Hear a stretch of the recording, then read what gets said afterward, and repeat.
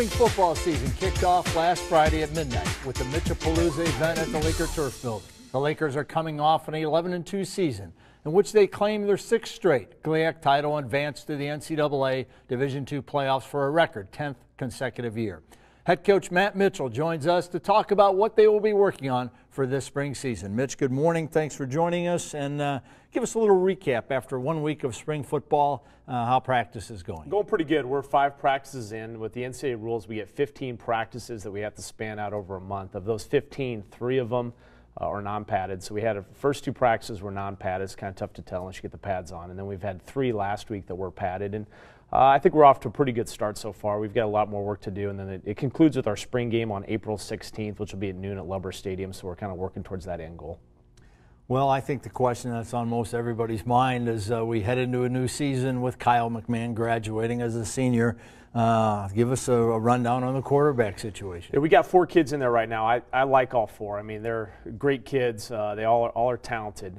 Heath Parling is coming back. He was kind of our backup last year. In fact, he traveled with us as the 3rd quarterback to the 2009 National Championship. So Heath has a lot of experience in our program. He's been in those meetings for 2 years, and he's really performed well through 5 practices, like where he's at. 2 other sophomores that are also in that room that are taking reps and doing a good job.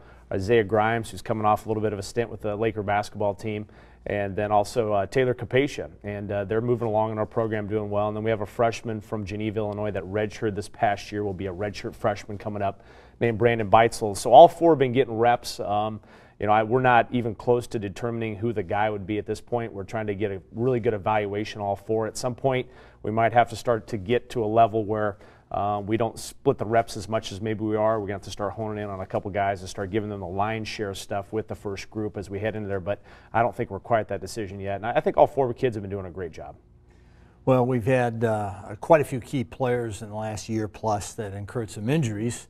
I know Laker fans out there are anxious to hear about how those young men are coming along in terms of their rehab and where they're at with regards to their status. Yeah, probably the top guys, Danny Richard coming back, was our All-American defensive end and tore his ACL last year's preseason camp. So he's doing great, way ahead of schedule. He's been doing a lot of things. He's not with us right now in practice because of some NCAA rules. He's sitting out this semester.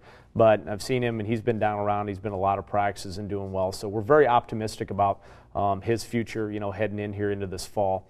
And, we've got some couple other guys that took the year off last year coming back that were part of that 2009 championship run.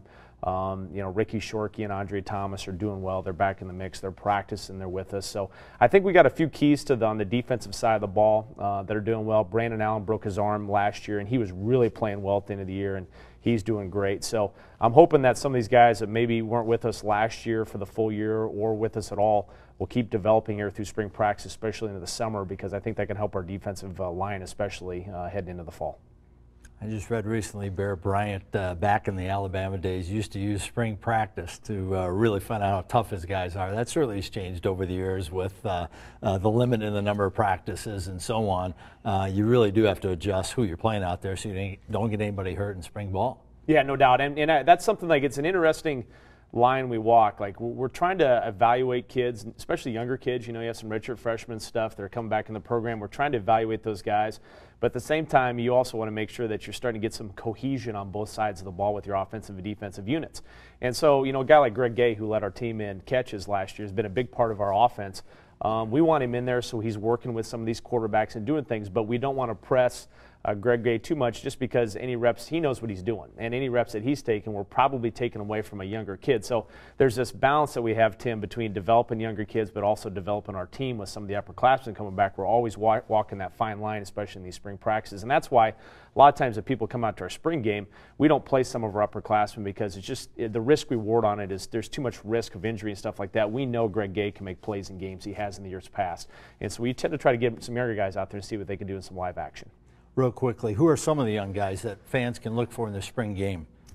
Zach Galloway has done a really good job at the linebacker spot. He was a redshirt freshman last year, played a little bit, coming back. And then there's 2 guys that we redshirted last year, transfers that are having good springs. Kenny Veal transferred from Toledo, and we sat him out last year. And then Charles Johnson was also, he's a transfer wide receiver. So we've got some of these guys that I think are going to help us out in the fall, kind of be some new faces for us that are doing so well through 5 practices. Good. Well, we'll be looking forward to the spring game, and we'll be back with the second part of our feature on the Women's Indoor Track and Field National Championship as the Grand Valley State Sports Report continues.